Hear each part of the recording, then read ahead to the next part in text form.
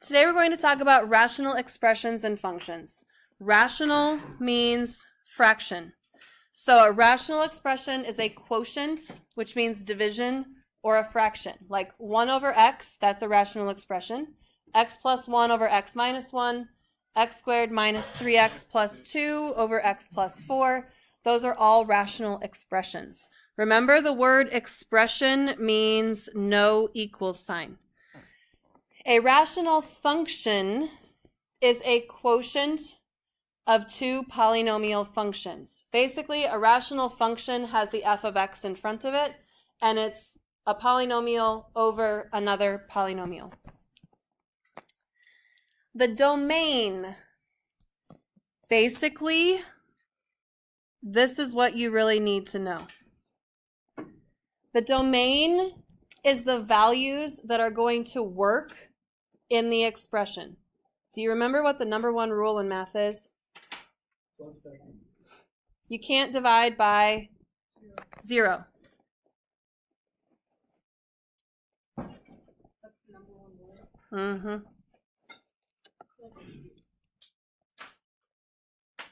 Well, it's my number one rule in math. You cannot divide by 0. So, since we have something over something else, if the denominator equals 0, those x values don't work. So whatever x values make the denominator equal 0, that's what does not work in these expressions. So the first example is a rational function. It's a function because it says f of x. Basically, ignore the f of x. Just look at the x squared minus 3x plus 2 over x plus 4. All real numbers are going to work except for the x values that make the denominator equal 0. We want to make sure that x plus 4 does not equal 0. You can solve this just like a normal equation. You're just using the does not equal symbol instead of the equal symbol. So we would subtract 4 on both sides. X cannot equal negative 4. Our domain would be all real numbers except x cannot equal negative 4. And when you just write this, it's pretty much assumed this one doesn't work, the rest of them do. Okay? So you don't have to do anything to the top? Nope, not yet. So in part B, the bottom is x squared minus 25. We want to make sure x squared minus 25 does not equal 0. Now let's solve this non-equation. Would you call this a non-equation? We need to add 25 to both sides. X squared cannot equal positive 25. How do you undo the square? What is the square root of 25? Is it just 5? 5 or negative 5. Positive or negative 5. X cannot equal positive or negative 5. Okay, part C is a little bit weird. X times 4x minus 3 cannot equal 0. There's two pieces here. We got the x. We also have the 4x minus 3. No, I don't know. No, Matt, no. Oh, those of you watching the video, I'm so sorry. There we go. So we are going to actually solve two different equations. One equation is x can't equal 0. The other one is 4x minus 3 can't equal 0. X can't equal 0, that one's basically done. What do we need to do in 4x minus 3 can't equal 0? Add 3. 4x can't equal 3. Divide both sides by 4. X can't equal 3/4. So your domain is x can't equal 0 and x can't equal 3/4. How do you feel about this domain stuff? Good? Put the bottom not equal to 0 and solve that kind of backwards equation. Simplifying rational expressions. Basically, we need to factor the top, factor the bottom, cancel anything that we can cancel. So on the top of this first one, 3x squared minus 9x. What do 3x squared and negative 9x have in common? They both have x. They both have 3. 3x squared. If we take 3 divided by 3, we've got 1. X squared divided by x is x. Negative 9 divided by 3 is negative 3. X divided by x is 1. There is our factored top. Now let's factor the bottom.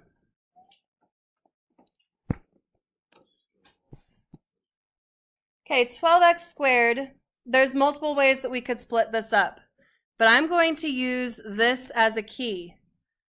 Can I split up 12x squared into 3x times 4x? 3 times 4 is 12, x times x is x squared. I used the top to help me figure out how to split up the bottom. Does that make sense? When you cancel things, you're looking for things that are being multiplied that are exactly the same on the top and the bottom. Do you see anything that I've maybe circled in green that's exactly the same on the top and the bottom? The 3x on the top cancels the 3x on the bottom. And our final answer is x minus 3 over 4x.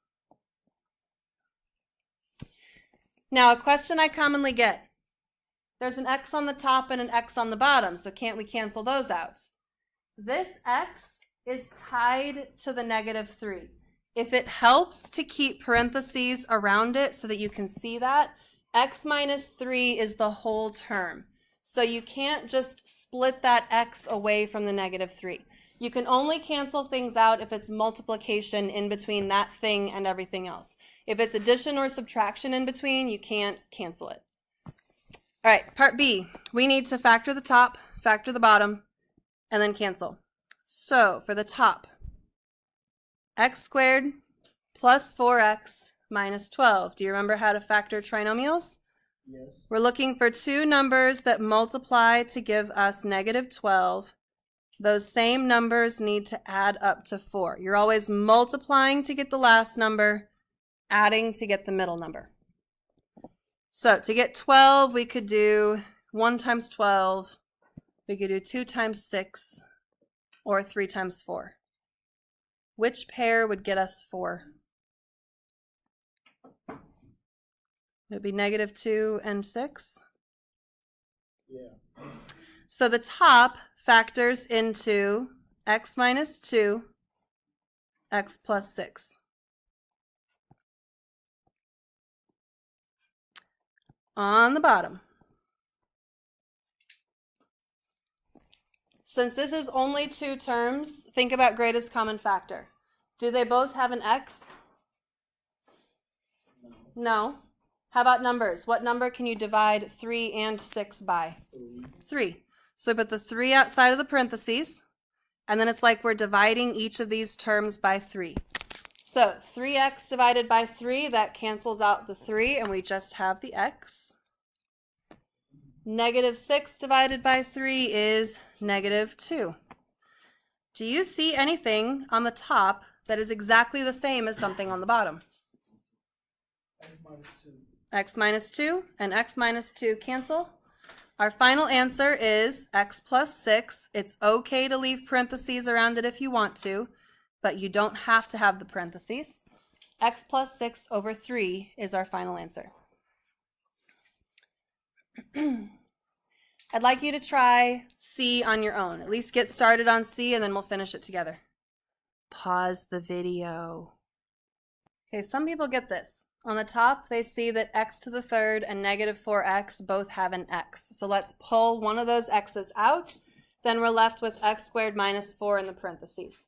On the bottom, two numbers that multiply to give you -2 and add up to 1. You end up with x plus 2, x minus 1. Then you look at this and think, well, wait a minute, nothing cancels. Did I maybe miss something? Can anybody see what I might have missed? Yeah, I can see it. There's an x squared minus 4. X squared minus 4 is difference of two squares. So on the top, we can actually factor that out more into, we've got the x at the beginning. X squared plus 4 becomes x plus 2, x minus 2. And then on the bottom, we still have our x plus 2, x minus 1. Now the x plus 2, cancels. And our final answer, changed to black. I think I missed some of my explanation on part C, but here's part C worked out. Notice x squared minus 4, you can factor more into x plus 2, x minus 2, then stuff will cancel. All right, example 2a. I'm going to leave 3xy squared alone because there's no plus or minus. There's not really a whole lot I can do to factor the top. On the bottom, what do xy squared and x have in common? They both have an x. So pull x outside of the parentheses. It's like we are going to divide each of these terms by x. If we take xy squared and pull the x out, we're left with y squared. Over here, what is x divided by x? 1, and you have to write that plus 1. Now, we are looking for what thing on the top and the bottom are exactly the same. The y squared. Not the y squared. That's what everyone thinks. X. And I want you to see why the y squared is not the right answer. The y squared is in parentheses. It's tied to the plus 1. It's like the y squared and the plus 1 are, what's a good analogy? Can't really use married couple because divorce is like, it just doesn't work. They're like mice. They're conjoined twins. Sure, they're conjoined. Mice. Nothing can pull them apart. They are forever locked together. We're going to completely ignore advances in science and medicine. They cannot be pulled apart, okay? They cannot.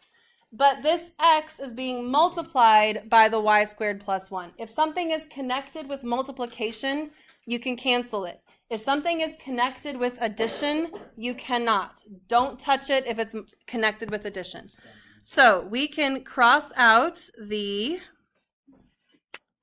get my right colors, the x and the x. So our final answer is 3y squared over y squared plus 1. And if you want to keep that y squared plus 1 in parentheses so that you remember that you can't cancel it out, please do that. We're going to skip example B and example C. On your assignment sheet, I'm going to let you cancel out, cross out this last set of problems. On page 320 to 323, please do 2 through 6 evens and 12 through 18 evens. There is a chance of a homework quiz tomorrow because I want to make sure that you are starting off the semester right by doing your assignment. A homework quiz will basically be, I'll put a 2-minute timer on the board and say, write down your answer to number 4, write down your answer to number 14. If you've got those problems done, you write your answers down, you're good to go. If you don't have those problems done, you're stuck with a 2-minute timer to try to scramble to get those problems done, which is not ideal. So if you have your assignment done, homework quiz is no big deal. If you don't have your assignment done, you're kind of screwed. Yeah, I put that in the video. What are you gonna do about it? I was about to say something kind of creepy, so I'm gonna listen to stop.